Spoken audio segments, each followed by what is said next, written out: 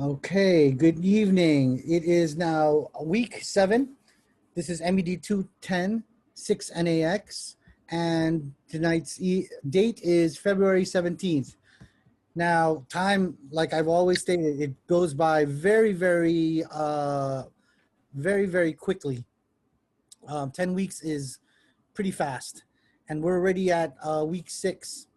Items due, and we'll be going over week 7. So what is due this evening? Task 6, discussion 6, lesson 6, and what are we lecturing this evening is the special senses. So let's begin. Special senses. Now, if we look at this photograph, and we should know this from previous discussions, is your classic homeostasis diagram, which is this thing. Okay. This is all that our body does all day, every day. There has to be some sort of stimulus, which is a sensory thing, right? You have senses that get stimulated. For example, for your eyes, what will stimulate your eyes? Light rays. You have to have some sort of receptor, which is, of course, your retina, and we're going to be talking more about that detail, but there's going to have to be something that picks up this stimulus, that signal, right? That something's up. And it's going to go through a set of wires, which is your nervous system, and there's ascending tracks, also known as your sensory. So that's this pathway. The control center, of course, is always your brain. And your brain will then process that information. And then you're going to have a motor reaction, also known as an effector. So this is your descending tracks, also your motor tracks. And then it's going to play around with balance. So if you have too much of something, we're going to pick up that sensory. It's going to go up your ascending tract, which is your sensory nerves. Your brain is going to then process that, hey, there's too much of something. Then we are going to have an output, most likely a motor effector, to effect a change. And then it will do what? Decrease it, so we'll be in balance. And this is all happening in real time for every little thing in your entire body. And homeostasis, homeo meaning the same, stasis is to stand in one place. So that's where your body loves to be. It loves to be in balance. And what we'll be concentrating on today is this sensory pathway and the organs that receive, or the organs and the parts of organs that are receptors towards the stimulus. So you need special senses. And of course, this is health. This is keeping me all in balance. This also keeps me out of danger. So the special senses we're going to be talking about, of course, is sight, smell, hearing, touch. Because if you didn't have any of these stimuli telling you that there's something in the outside world that could potentially hurt you, then you get eaten up, right? If you don't have vision, hello, you don't see the mountain lion that's standing in front of you, and then you're going to get eaten by that, right? If you don't have, oopsies, what did I do? If you don't have smell, you can't smell a fire, you can't smell yourself on fire, your house on fire, then you get to die of smoke inhalation. Which, by the way, when you're in a fire, the last thing you're going to be worrying about is getting burned up. The first thing you're going to worry about is smoke inhalation and all that carbon particles getting into your lungs and shutting down your lungs. What else? Taste. Back in the cavemen days, if you don't, this is the rule of thumb that I learned in, I did jungle survival in my youth. And of course, you check out if the animals eat it, then it should be okay for you sometimes. But another thing is, if it tastes like odd or tingly, or you have it has a naturally odd taste, don't eat it.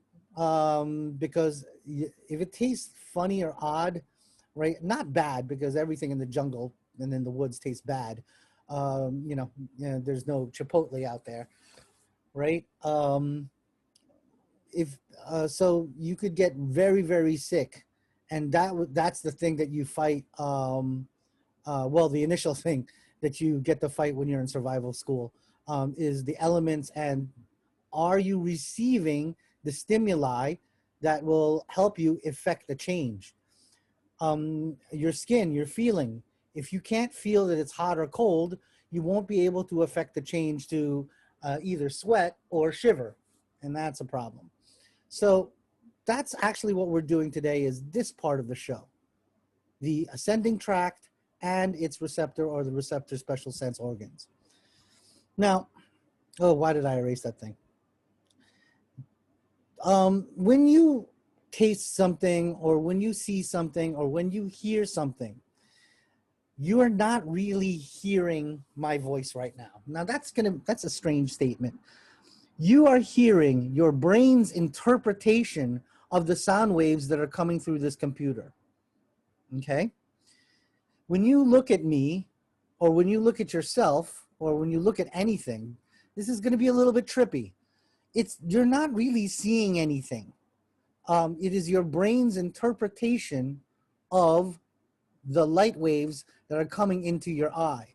And that's why the brain is also an important part of this whole process, because if your brain is out of whack, no matter how good is your sensory system or your special senses, like let's say you have some sort of brain pathology, you're going to have hallucinations. And think about it. Anybody, let's see if I can do this polling thing. I'm going to add a question. Let's see how this works. I never, Safari is not, oh, what? I can't. Oh, I can't make a question apparently. On this poll thing, I guess it has to be done on either PC. Well, I'm just going to have the overall question, and you guys can answer yourselves. Has anyone ever had a hallucination? And I'm not talking about like a hallucination where, oh, so Ms. Munoz says, like, how do you keep on seeing the same thing? Well, if you see that person has a set of features, and when light bounces off that person's face, it bounces off that person's face the same exact way. Like here's a trippy thing that they asked me when I was in psychology and in experimental psychology when I was in college. How do you know that the screen you're looking at is white? It could be green, but you were trained that this color is what? White, right? Just imagine if I went to a baby and said, hey, this is green. This color right here is green, right? And it's also the same thing, perceptions of the same person, right? How do you know they're them? How many of you who are parents have been separated from your children, maybe because of work or life circumstance, and you hear your children? One of my babies, my 3-year-old, went back to school the other day. I could have sworn I heard him talking to me, and I heard it clear as day, but it's impossible. He's in school. So you could see how these little hallucinations, because your brain is the one that processes things. It's not your eyes. Your eyes don't see anything. It's your brain that processes it. And you don't hear anything. It's your brain. Here's another example. For those of you like me who love singing in the shower, right? You think you have the next record deal, right? You think like, oh, I'm going to be on the next Masked Singer any day now. But your entire family, it sounds like you're killing some cats in your bathroom, because it's perception, and perception requires the brain. So you can now see how dangerous mental defect or mental illness is, because then whatever you're perceiving can now be changed by your brain. For example, let's look at the example Ms. Munoz gave. How do you know you're looking at the same person? Let's say I'm off my meds. I no longer look at my mom like my mom. She's Satan. Well, sometimes she is. Haha. Sorry, Mom, if you're maybe listening in, which she might be, right? Then she's the devil. The devil's gonna try to hurt me, so I'm gonna try to kill her. So you could see how psychosis abnormal condition of the mind, psych, is really dangerous because that person is now not perceiving things as they are in reality. And there's a lot of that going on in this world. There's a lot of things you hear and you taste. I have a really good friend of mine. We were in the Corps together, but he grew up in Texas, and he grew up in a very Mexican household that ate this most spiciest Mexican food in the world. Well, when I brought him to New York to take him to eat at a really, really good 5-star Mexican restaurant, he looked at me and went, well, what's this garbage? And I'm like, what? And he goes, it's Mexican food. And he was like, no, it isn't. Right. And then he took me when we were stationed in El Paso. And then he was right. It was Mexican food in Texas, Mexican food in Mexico is very, very different. And the different tastes and the different smells. All of us are from a lot of different places. How many times you look at somebody else's delicacies, you know, what they think is really, really awesome food, and you're looking at it like, I'm going to vomit. I can't eat that. Even though I'm Asian, I can't eat fish heads. I'm too much Americanized already. I've been living in this country too long to eat fish heads, but I'll eat the soup with the fish heads in it with rice, but I will not eat a fish head. It's just not. And in the Philippine culture, maybe you guys have something in your culture. We eat like cooked blood. It's very salty. It's very, very interesting and has a very interesting taste.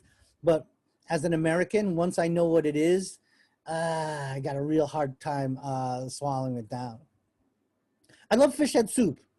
I just don't like the fish head. It's looking at me. Goat's heads too. It's my son now, since he's coming back from Afghanistan, he loves everything goat. So my wife made him like barbecue, like goat head with goat eyes and stuffed goat eyes, which we also eat in the Philippines. I'm looking at it like I can't do that. And I just could not do that. I went and got a burger. Oh yeah, bodas de sangre, Miss Amanda. Yes, I was also stationed in Spain, right? Yes, well, anything fried. You go to other cultures, our fried food is disgusting to them. Like, you know, like eating really, really greasy French fries. I have some friends from Europe, especially people who live in Scandinavia and Norway. They eat very healthy up there. They look at our pizza and they get grossed out because they even showed me, like, he was like, look, it's dripping with oil. I can't eat this. And I'm like, listen, Hans, you're in New York now. You're in Virginia now. You got to eat like we do. I go up there, I go eat your bunny food, but you're here in America. You got to go eat our nasty, oily food. So now you can see how perception and growing up with certain cultures, because the brain has a lot to do with that processing. So let's look at the special senses and have that thing in mind, especially when you're looking and talking to your patient, especially the perception of pain. Ladies, you guys are built for childbirth. I could stick a hot poker through your eyeball and you'll look at me and ask for more. A typical male patient such as myself, I get a paper cut and I got issue with that the whole day. My wife always, since my wife has a ton of kids, she always says, oh my God, because I wish we could have traded places. And I'm like, nope, I'm in the medical. I know, I'm looking at your face and I know that's painful. I don't want to know about childbirth. That's just ridiculous levels of pain. I delivered 54 children in my career, and each time it just cringed me out like, oh, because I bless my lucky stars and I'm a dude. You ladies, but that has an advantage. When it comes to pain and pain management, female patient will handle it better. A male patient such as myself, especially a big baby such as myself, sorry, I'll be the one crying and asking for, the epidural like the second I walk through the doors. So let's look at endocrine system. Where is it? Vessels. Oh, I should have took down the number. Metabolism, urinary, electrolyte. Where is it? I thought it was here around the 20s, but it's not. Cardiac, fluids and transportation, endocrine. Here you go. Neurologic. So we're neurologic. So let's look at sensory. Nervous tissue. Where's sensory? Ugh, let me go back. Silly me. Not batting 1,000 tonight. What chapter is this? Chapter 14. Okay. Why did I think it was 20? Okay. So we already now know that sensory is part of our homeostasis, and it's the ascending tracts, and it's part of our nervous system. And then we have the second part of our nervous system, which is the motor or effector pathway. So what are the sensory modalities? What do we actually sense? Well, we actually we have proprioception or body movement, kinesthesia, body movement. You know when you're moving around. You know if I put you in the back of a trunk and I start driving down the road, you can have proprioception. You know that you can sense that you're lying down, and you can sense that you're moving in a car, right? You also have visceral sense, right? You could feel your guts, like if there's pain, or if there's some gurgling in your tummy because maybe you had a really, really good street taco, right? These are sensory modalities, and they are ascending tracks. But the ones we're going to focus on today are the special senses. And the first one we're going to look at is gustatory sense, or gustation, which is taste. Okay? Now, if you take a good look at your tongue in the mirror, right? And I wish we had lab time, because this lab is fun, where I get to we get to have we test your tongue in different spots of the tongue. But again, thank you, COVID, we get to do everything remotely and not as much fun. Well, every section of the tongue, if you look at it in the mirror, there's different papilla, or different little things that are sticking out, little fingers that are sticking out, little bumps, and they're all different, and they're all different looking. You got this fungiform, filiform. Don't have to memorize it, but you have to know that all these bumps are connected to these hair cells. Now, these hair cells, they are chemoreceptors, meaning they sense chemicals. So you have a set here on the tip of your tongue. You have two sets here on the sides, and you have another set of stuff back here. And they are all what? Taste buds. So taste buds are actually sensory hair cells, and they are chemoreceptors. So they sense the chemicals, right? And it has to be in an aqueous form. For example, if you eat way too many crackers and it's all just salt and just cracker, you can't taste anything, can you? Right? And if any of you have ever been in the like in a desert or a chaparral, someplace where it's like really, really dry, it's hard to taste the air, isn't it? But because if the air is moist and it's humid, you can kind of almost taste it. And our culinary people on the 5th floor, they also take science courses, and they learn about this as well, because a lot of these taste buds match up to each other, like sweet and sour, right? Sweet and salty, always, and sweet and sour kind of go together, because it matches up with the chemical receptors that are here in your hair cells and taste pores. Okay, so that's why people in the culinary, they get to they have pairings. Like, for example, here's the nasty pairing that we all love to hate. You ever brush your teeth and then you drink orange juice? It's disgusting, right? And that's a bad pairing. But you guys, those of you who like beer, right? Those of you who like beer, do you ever notice the bar food is really salty? Because the salt and the bitterness of the beer, or it's really spicy.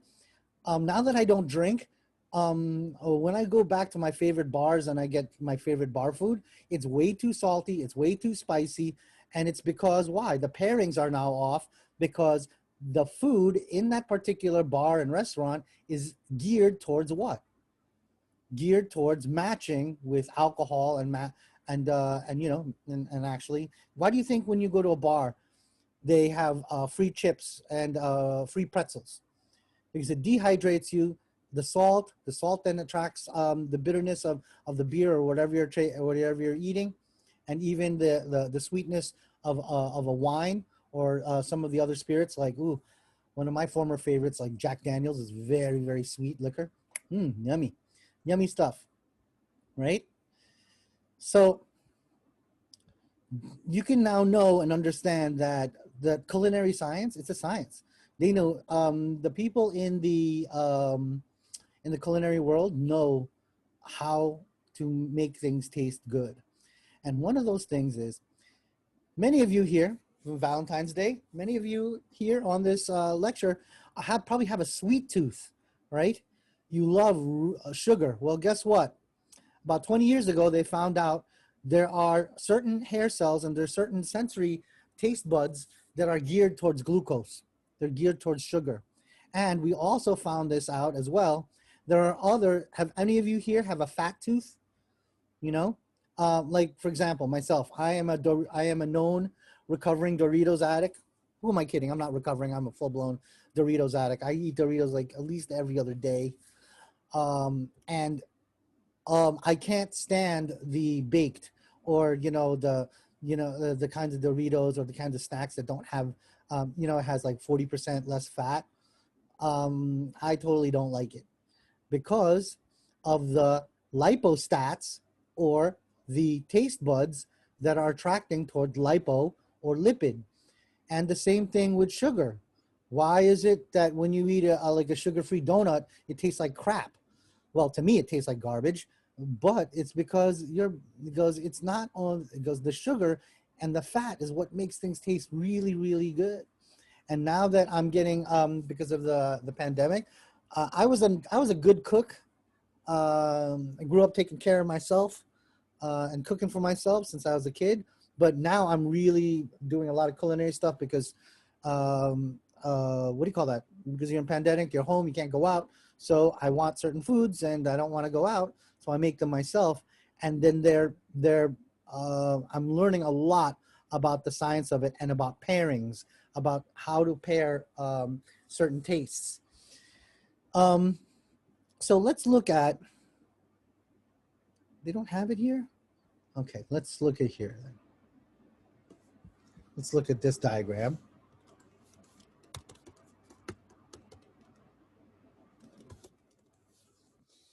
So if you look at this, and here's a map of your tongue. Let's see if we can, here you go. So we already noticed that if we look at the real tongue, this is of course a diagram. Let's see if we get one that's not, okay, right? And umami means taste in Japanese, but just ignore that. So the bitter parts, remember the bumps that were in the back? That's bitter, right? So if you're eating something bitter, it's going to be identified back there. Sweet and salty here on the tip, and sour on the sides. And sour makes sense because, you know, when you eat a sour ball, what happens? You start salivating. Guess where 2 out of the 3 of your salivary glands are? They're here on the side of your mouth. So it makes sense. So you have 2 sour sections. You have a sweet and salty. And remember what I told you about pairing? Those of you who love chocolate, have you ever eaten baker's chocolate, which is only sweet? Tastes like garbage. But if you eat really good chocolate, it has a little bit of sweet and has a decent amount of salt in it. And that's why it tastes good. That's why when you eat baker's chocolate, it tastes like what? Chalky garbage. I learned that lesson. I think I was like 5 years old, and I thought I was trying to get away with something. And my grandma was making, Filipinos make, I don't know. It's like we take little bits and pieces of everything and we make this kind of rice that's made with like cocoa jam, which is the sugar of like the coconut, and you mix it with rice. It's just pure sugar. Well, my grandmother also mixes it in with baking. What do you call that? Baking chocolate. And I thought I was getting away with something, so I grabbed a little piece of baking chocolate. And me and my sister ran into the closet, and we were so happy that we were going to get some chocolate. It looked, smelled just like chocolate, right? But then when you tasted it, because it didn't have, you know, the nice balance of sweet and salty, which we love on the tip of our tongues, it tasted like garbage. And I just remember how me and my sister thought we got ripped off. I remember I was like 5 years old or 6 years old, and my grandmother just laughing at my level of stupidity. I wish she was alive today to see that I probably haven't progressed much intellectually since then. Olfaction, that is smell. So, oh wait, I forgot to mention, the key thing on this lecture and for answering questions for this section is know the organ. What does it sense? So with your tongue, you're not sensing taste per se. You are sensing chemicals through taste pores and hair cells, right, in your tongue. So what you're tasting is from your culture, from what they told you, what tasted good and what didn't taste good. So, and it's cultivated. So when you taste something, next time you eat something, ask yourself, do you like it because that's what they always fed you? Or do you like it because you really like it? And that kind of concept that for this lecture, I don't know, to this day, it kind of messes me up. Especially when I'm driving, I always look at my hands and my fingers. And then anyone ever look at that? Like, look, I'm alive. Like you just realize that you are a living, breathing thing. And then I start realizing that everything around me is a function of my brain. And if my brain didn't work, I would have no idea what's going on. And one of those that's related to the gustatory sense is, of course, smell. Now, gustatory and the olfaction go together. And we know this because every time we get like a bad cold, how does your favorite food taste? It tastes like garbage, right? And also, that's my theme tonight. Everything tastes like garbage. What do you call that? Or if you don't want to eat something really bad, you kind of pinch your nose and you try to just swallow it down so you don't have to taste it. Well, it's kind of true because guess what the smell sensors are? The smell sensors are hair cells as well, right? And they're going through the ethmoid plate right here, right on the top part. So an aqueous solution, right? It's not dry. There's some vapor, like this inhaled warm air from this lovely, I don't know, Starbucks, you know, whatever you like.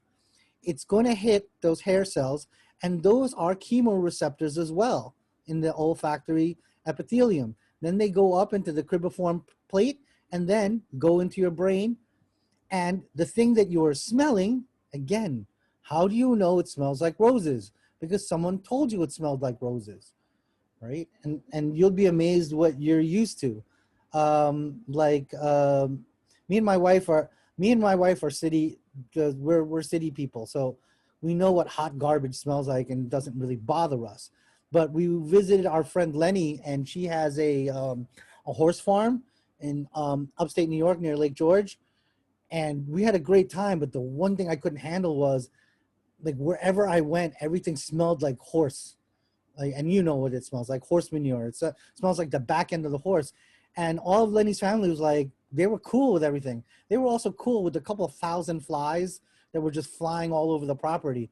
Me and my wife were like, we had a good time because we were with good friends and good family, but man. And then when Lenny goes to the city, she can't breathe because of all the carbon monoxide. I remember I took her to Times Square and she was like, oh, I really don't like this place. And I'm like, why? You don't like the lights, you know, the action? She was like, no, I don't like it. It's too loud and it's too, because again, what is she used to smelling? She's not used to smelling, well, she's used to smelling, horse manure, but horse manure smells totally different than homeless manure. Homeless smell, oh, I'd rather have horse pucky than homeless smell. That's just, that's the one thing I do not miss from my medical practice and seeing patients when they have an infection and smell really bad. So it also requires hair cell, and it also requires an aqueous solution. And it's a beautiful both A and B because they both have the both types of sensory and they work in conjunction with each other. So if you have a stuffed up nose, you won't be able to taste stuff very well. And even if, and vice versa, right? And also, if you can't smell something and you're not congested and you can't taste something, we're automatically starting to look at a neurologic issue, okay? And you could see here, look at this olfactory epithelium. It looks a lot like the hair cells and the system that is in your tongue. Same thing. It's just what? Upside down. And you could see here, look how easy cocaine and heroin can get up here. You snort it, right? It gets all here into this. It'll wear away at your ethmoid bone, also known as your cribriform plate right up here. And that's why you start bleeding out when you do a lot of cocaine. Cocaine. No bueno, cocaine. It'll mess you up. All right, let's talk about hearing. Now, when we talk about the ear, that's a both A and B situation. And again, you are not hearing my voice. You are hearing your brain's interpretation of what my voice is.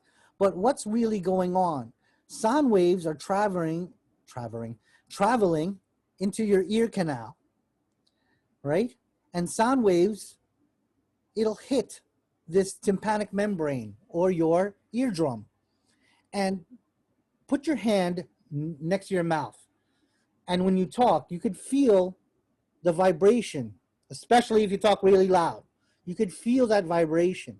So the tympanic membrane, once it has sound waves and the sound waves bounces onto this tympanic membrane, it'll start to vibrate. It will then hit the smallest bones in your body, which are called the malleus, incus, and stapes, also known as the hammer, anvil, and stirrups. You know, got to use your imagination. These are the smallest bones in your body. They're very delicate, right? So when this thing vibrates, so does these three bones, ossicles. And then it'll go through something called an oval window, which is right here. And it'll go here in your cochlea. Now, inside your cochlea, let's see if they'll show it. Maybe it's on the next page, but I'm gonna.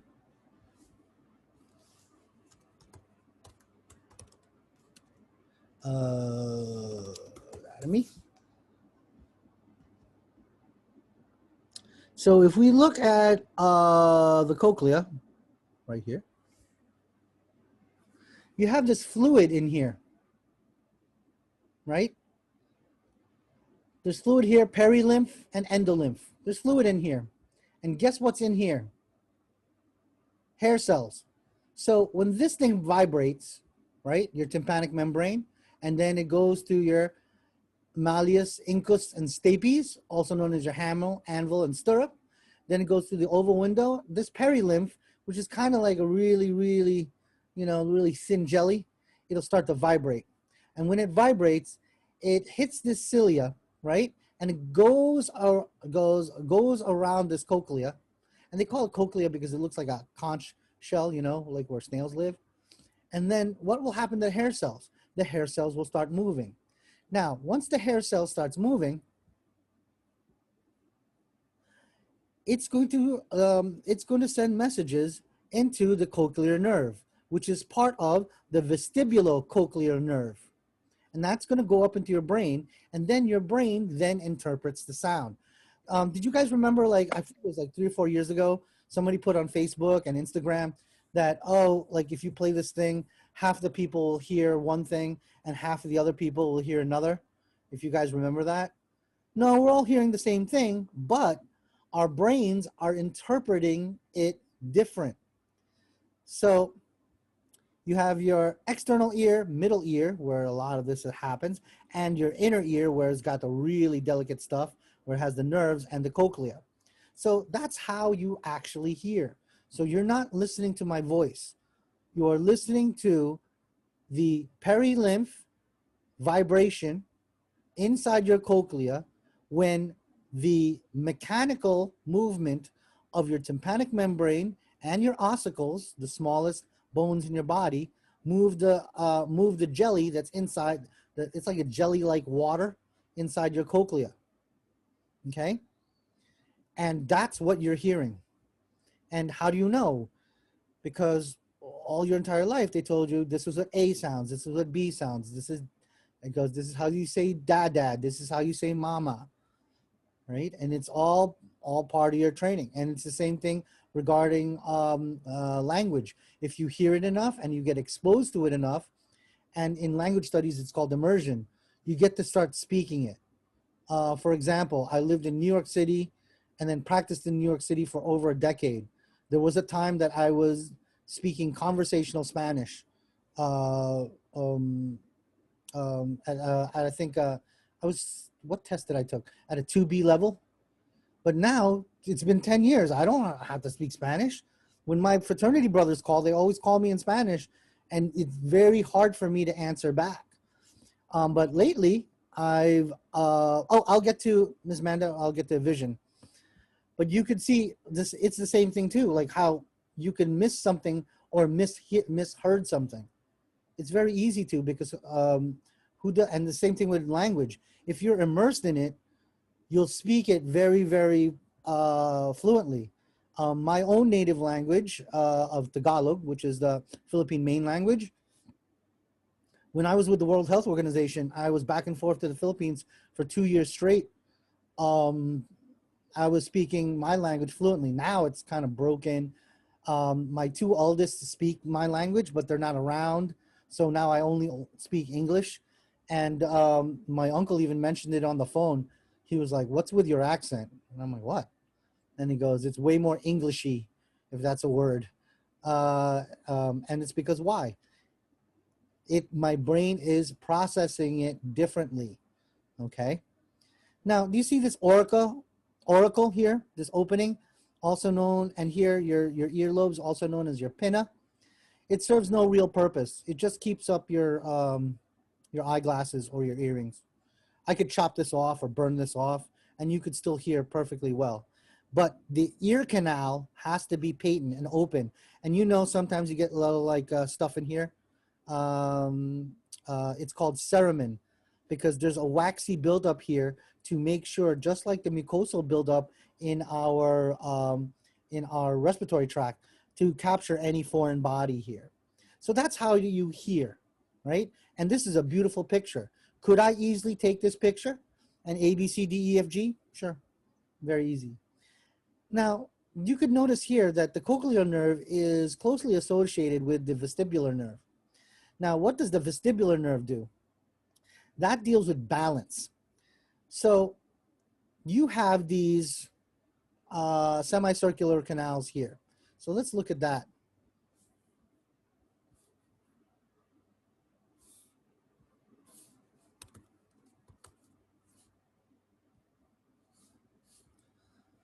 And again, hair cells with endolymph. Look at this. And you can see how the most important structures, again, just whoever built us, whether it be the pyramid aliens, who knows, right? The middle ear and the inner ear are the very, very important structures. And you see how they're all embedded here in your skull, which is part of your ethmoid. And you have your ear canal here. Well, you have these three circles. And do you see how they're trying to show them? It's like 3D. You have one here going like, you know, in this plane, another one here going up and down, another one here kind of going diagonally. Well, just like the cochlea, this is full of endolymph, right? This is called your semicircular canal, also known as your labyrinths. And what's a labyrinth? It's just a maze. So how do you, like when you close your eyes and you tilt your head to the left, you know exactly your proprioception or your orientation in the world of space, right? Even if I closed your eyes and then I hung you upside down, you would know and feel and sense that you're upside down. Why? Because let's say I'm going to go upside down. All the water or all the endolymph that's in the semicircular canal will move up here if I was upside down. And then when I'm right side up, it'll move back down here and informing my brain that, hey, you're right side up again. If I move to the left, it'll be here. If I move diagonally, it'll be here. So in the same way that you're sensing hearing, you're also sensing motion, acceleration, and also body sense. That's why when you go on a ride that spins you round and round and round and round, you get really dizzy, because we all know when I spin a water bottle filled with water, when the water bottle stops, the water still goes. So that's why you're still dizzy. And also you feel that acceleration, right? Along with your visual, and you get rather excited. Now, those of us who have had hangovers, you ever have this when you have a hangover? You put your head on the bed and then it took like a second before you felt the rest of the room catch up to your head. Well, remember that nerve we showed you that deals with your balance? That's your vestibular nerve. It gets signals from these semicircular canals. The semicircular canals, they're sending the signal quite fast because it's a nerve. But the problem is you drank a whole bunch of alcohol, which is a depressant. So it will slow down that signal. And that's why you're going to have balance problems when you drink too much, because the signal here is telling you whether you're upright, down, left, and right, but the signal is being depressed because of the alcohol, and now the alcohol will start poisoning the brain, albeit very, very tasty poison, and it will make you dizzy. And this is also when you get vertigo and other things that mess with this, or if you have a basal skull fracture, that kind of thing. So to recap, you have a hearing part, right? And what's the energy being converted? It's sound waves. And you have the balance part, what's being converted, your body position, and it's being converted from a physical liquid position to electricity and action potential, which the brain can understand. So that's why if you take any psychotropic medication or any medication that messes with your brain, do you think you're going to start hallucinating and hearing things? You might. Do you think you're going to have some balance problems? You might, because the sensory now is being affected.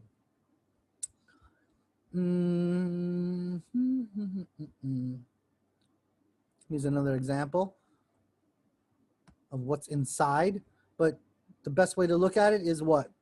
There's fluid in here.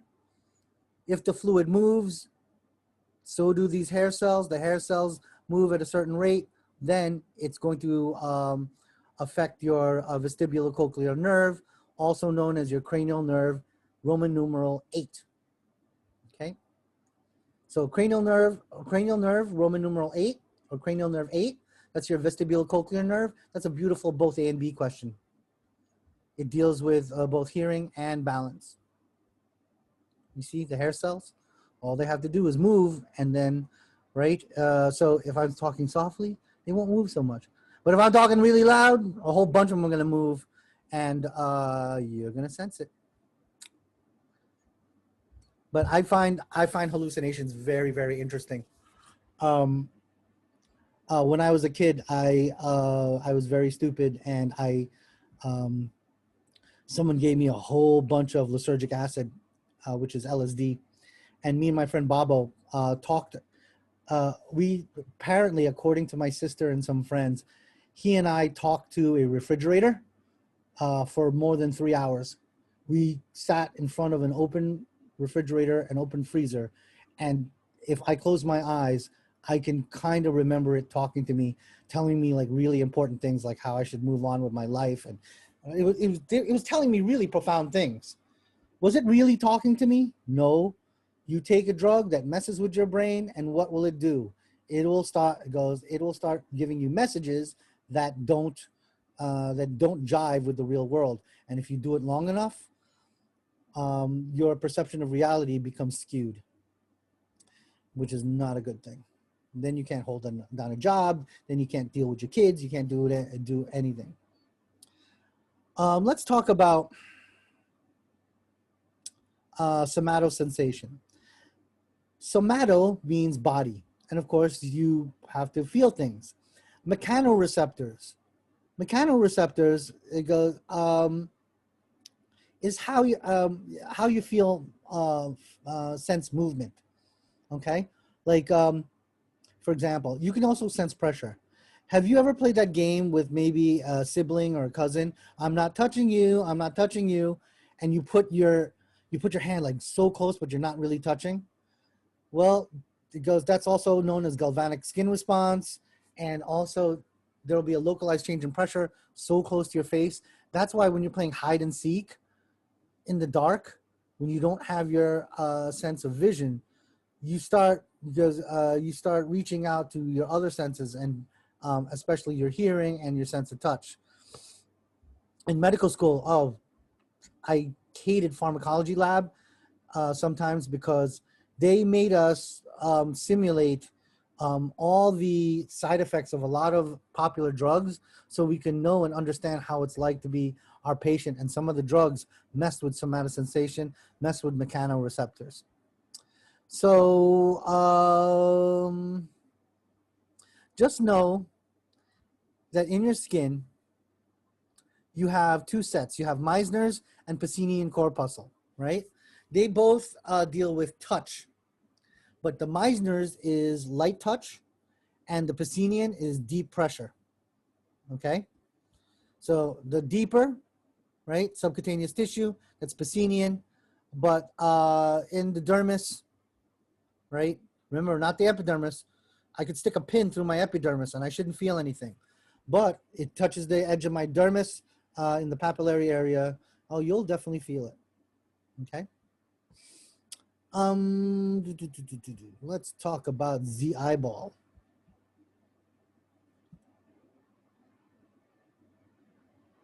One thing I could say about the eyeball is, again, it is only sensing light rays. It's not you're not sensing people's soul when you look at their eyeball or anything like that. You're just looking at, that's all that vision is. Everything that you're looking around you, it's just a whole bunch of light rays that got interpreted by your brain. And you could see here, whoever built us pretty darn smart. They put it inside our skull, right? And there's a lot of protective measures right here for our eye. You'll also notice that we have an outside covering, and we also have eyelashes and eyebrows to protect it from any falling debris that could get in here. You also have the lacrimal gland and the lacrimal duct. The lacrimal gland produces tears, and inside the tears, there's lysozymes to deal with all the bacteria that can land here on my cornea. And the cornea is the clear covering. The conjunctiva is this, the area around it. And that's where you get inflammation or infections such as conjunctivitis. And the hole right here, that's called your pupil, okay? Now, you have extraocular muscles to help move your eyeballs left, right, up, and down, and they move together in the Edinger-Westphal reflexes. That means if you want to look at something to your left, both your eyes have to move in the same direction. And why? Well, because we're going to talk about the blind spot in a minute. maybe you guys saw that on Facebook or Instagram, you know, where you focus on, you know, that optical illusion where you focus on one big red dot and then the little other dot. They're like two red dots, one big red dot and one little red dot. And if you focus on the red dot and you move your phone, you know, a little bit further away from your field of vision, a little bit closer, the smaller dot will disappear. And that's why your eyes have to move in conjunction, because there's a blind spot. And I'll show you why. Everything in your eye is to refract or to bend light towards your retina, which is back here. And it's colored in yellow appropriately in your textbook because there are a bunch of cameras that will sense light. And then all that sensory information gets converted into some form of electricity. That's an action potential. Then it goes into cranial nerve 2, which is your optic nerve. And then your brain then processes what you see. Right? Now, you'll see here, you have this area here called your blind spot. Okay? Now, all of these cameras have to have wires. And then you also have to feed the eye with arteries and veins and other nerves and things like that. So there's going to be an area right here where there is no retina, if you could see here. And that's called your optic disc, also known as your blind spot. And that's the reason why it goes, your other eye, let's say you're looking at something to your right. Your left eye is looking at a different angle and can see different things, right? But it's not really seeing. Your brain is then filling in the blanks of what the other eye can't see. Let's just find I think I'm not explaining it.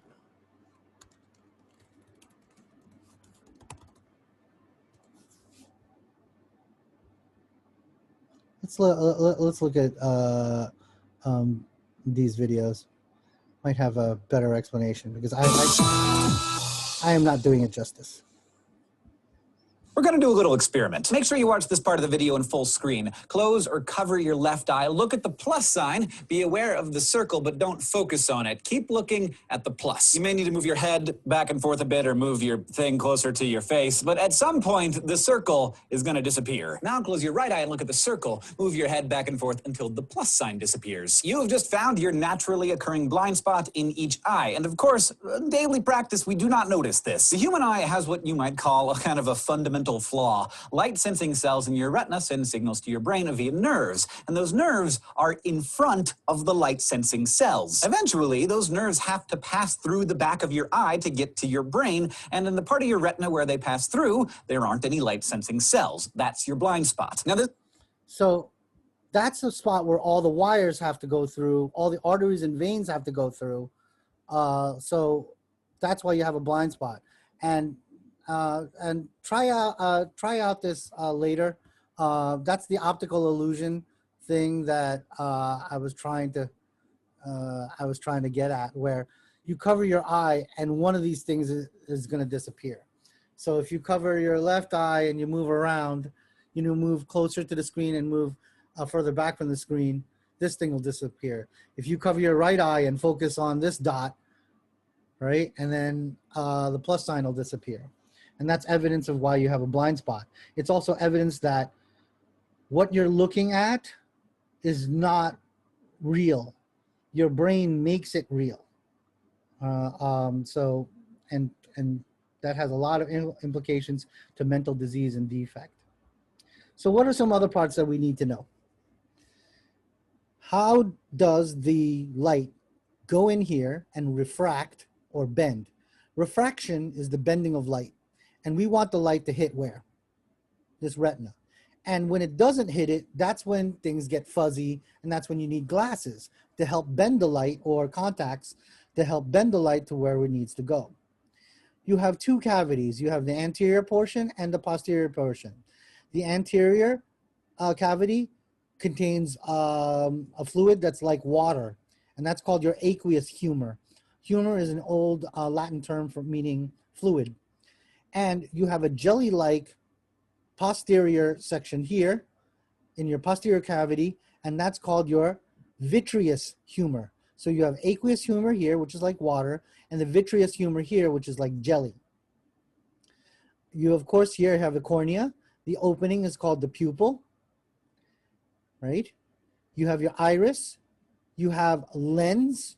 The lens here can bend because of these suspensory ligaments that are connected to these ciliary muscles and connected to the ciliary body. And just in the same way, if any of you ever played with a magnifying glass, you know, if you move the magnifying glass around, sometimes you make like something that's really diffuse. You make a light pattern that's really, really sharp. And if it's really, really sharp, it can focus that light, focus the light enough that, you know, if you ever played with a magnifying glass, you could actually make fire or burn ants, whichever thing you did when you were in 3rd grade. But our pupil here, I mean, not pupil, the lens here, it's clear, you could see through it, and we can bend it a little bit because of these ciliary muscles here. And it's gonna bend it, when you're healthy, bend the light towards where? Right here into our retina. That's the only function of the eye. So you can only imagine if you get any foreign body or you get poked in the eye or whatever, it's not, you're not, or if you get any anything that will ruin the opacity of this or this. So it has to be transparent. Once it starts becoming opaque, that's when you can get things like cataracts, and then you won't be able to see very well. Now, you have rods and cones. And we call them rods because that's what they look like. And cones because that's what they look like. They look like cones. Cones are for day vision and color. Rods are for night vision and visual acuity, to make things really sharp. Do you notice when you look at night, there's not much color? It's hard to see color because you requires day to see color. And this is how I remember it. Ice cream cone, cone, day, color. And then the other one is just the rods, and the rods deal with night vision. That's why if any of you guys are snipers, right, and you're in a very, very dark area of operations, you try not, you either wear your goggles or you try to keep your eyes semi-closed, because any extra light will affect your night vision, and then it'll affect your optics, and it'll be really hard to see at night. Why did I mention that? I hope you guys aren't gonna shoot anybody. So retina, what does it do? Of course, it detects this, wavelengths, different wavelengths. And it detects it in, you know, remember, if you guys remember Roy G. Biv, red, orange, yellow, green, blue. And then they say, according to my daughter, they don't have indigo anymore. It goes blue, then violet. So Roy G. Biv. So if we can't see things beyond the red spectrum, and this is the infrared, and we can't see beyond the violet, which is ultraviolet. So UV radiation, your eyes can't pick that up. And infrared, IR, can't pick that up either. That's why IR and night vision goggles and all that stuff is really neat. And I could see things in a different spectrum as long as I have my my goggles on. So that's what you're capable of seeing, just light waves. But the interpretation of the light waves, that's the function of your brain. And of course, it's the cranial nerve 2, right? Which is for vision. What am I doing? All right. Let's look at these cranial nerves because I kept on mentioning them. Oh, let's talk about a little bit about the reflex. About your spinal cord. Remember what we mentioned before? You have your ascending tracts, or tracts that are going up, right? And tracts are going up are sensory. Okay, so we bring in here your lateral spinal thalamic tract, and it goes up, and then you have your dorsal tracts, which deal with what do you call that? Motor. What did I want to talk about? Sensory. Oh, and here's another regarding vision. So do you see how even if you have a blind spot, right, the other eye compensates for it? And you need both eyes also for depth perception, knowing how far things are from your field of view. And then go here, and then you have your optic chiasm here where they both cross, and then inside your brain into your more posterior lobe, and that's where all the visual cortex are. And it's way in the back to protect us, because you need vision, right, to notice danger and whatnot. You might see this picture here, which is part of your cerebral cortex. This is called the homunculus, and there are certain sensory areas that we know, right, that get affected. And you could see the areas that are most sensitive are drawn really large, like your hands and your tongue and your lips. They should draw genitals really big here, because they're also as the two most sensitive, and it makes sense, are the ones on both ends of the spectrum. Your lips and your genitals, they are the most sensitive of your somatosensories. And you can see here another view, right? Temporal lobe, we start thinking about that regarding speech, but the visual section, that's your occiput. That's in the back here. So like I said, whoever built us nice and safe. Put all the really important things deep in the back of your head. And this is how we pretty much figured out the homunculus and where all the parts fit together. About 1,000 years of looking at all these cases where people such as this gentleman lived, or when, having car accidents or whatever, or a spike or a knife going through certain parts of their brain, and they got to live. And if you noticed that whoever built us put all of our primary systems deep, so that your brain can take a decent amount of hit. And of course, we mentioned that now the descending pathways, that's your motor, right? And you could see they cross. And this cross is called the decussation of fibers. That means if I have a stroke on the right side of my brain, it's going to manifest itself in left-sided paralysis. If I have a stroke on the left side, I go, well, this is, wait a minute. Yeah, this is right. Now, if I had a stroke on the left side of my brain, it's going to manifest itself in the right side of my body. And it's because the fibers cross here at the level of the medulla, at the level of the pyramids, and that's when you could see they cross. You'll also see in our lab, anatomy and physiology, where the gray matter becomes white matter and the white matter becomes gray. Now let us look at, see if we went through everything we went. Did we look at the hearing and balance? Sure, we did. Taste and smell, they're related, right? Did we look at the ear, eye? Yep. Ear, nose, smell? Yep. We looked at all of them. Now here, if you don't do the lab here, but in step 3 of your task 7, you look at special senses lab. Lo and behold, it has some really nice quick notes. Ooh, nice diagram. But I like the other diagrams in your book a lot better.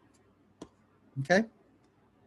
So know your anatomy, know the modality, what energy is being converted to an action potential or electricity that will go through the wire and go into your brain so you can do something.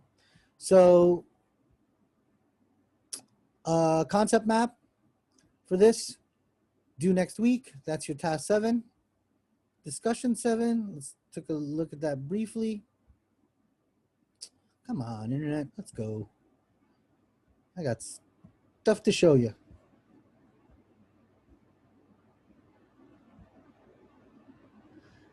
Sensory changes affect an individual lifestyle, right? Like, for example, if, you know, growing up blind versus becoming blind at 18. I have a friend of mine, Prado. He got really, really drunk and damaged his occiput, the back part of his brain. And also, it was also related to alcohol toxicity. And he became blind at the age of 19. So how does that affect that person? And what technologies that we have? And again, we're talking about technology. Some of you are giving me like stuff from 2012, 2017. Look at 2021, late 2020. And if you have some pictures, make sure to reference the pictures as well. Like, hey, look at this picture. This is an example of this, that, and the other thing. And you can also Google on how to cite pictures as well. And how do these technologies make it better for quality of life? Like, you know, like what would it mean to somebody who can now see? What would it mean for somebody who now can hear? What would it mean for somebody who can, imagine not being able to taste food? I watched a short story the other night when they talked about hell. Hell wasn't like all this burning inferno, if you believe in that kind of thing, right? Hell was just a simple place that had no pleasures. So all the food didn't taste good. Sex, you couldn't feel it. You couldn't fall in love and you couldn't do anything. Imagine a life like that. And there's people who live like that. And because of a significant sensory and central nervous system problem, that's called anhedonia. That's some horrible, horrible stuff. That's not cool. And it's part and parcel of major depressive disorder. So that's your discussion, at least 200, 250 words. And make sure the citation is like from, you know, from the last year or so, because we're talking about technology. Last but not least, let's look at this lesson. Here's some lovely videos going over, I think a mini mental status exam that's for neurology. It's nice to know. You can look at it. But what we need to submit is this case study. Let's look at it. Why does grandpa ignore grandma? A case study in hearing loss. I am classic. I've been a DJ since I was 24 and my left ear is now 40% less than it was when it was 19 because of all those years. I'm right-handed, so all those years having a monitor speaker and monitor headphones in my left ear. It's gonna do a thing. So if you look at the questions, let's look at part 1, introduction. They're pretty straightforward, right? Trace the path of sound. We kind of talked about that, right? Environmental factors, if you remember your MED 140, when we talked about noise and background noise, especially when interviewing your more elderly patient or a patient who has a hearing disorder. Part 2,